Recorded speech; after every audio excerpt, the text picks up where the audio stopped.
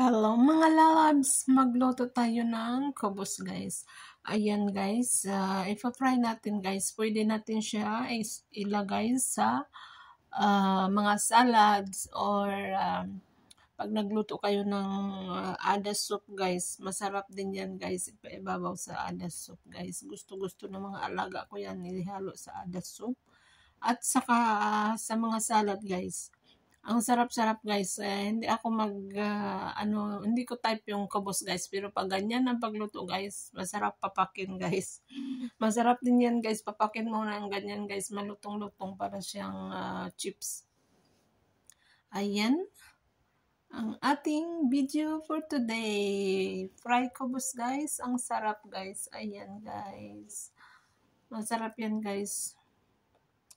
Ang daming kubos dito guys. Minsan matatapon na lang.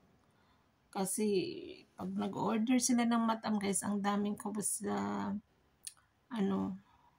nilalagay. Ayun. Thanks for watching. Bye!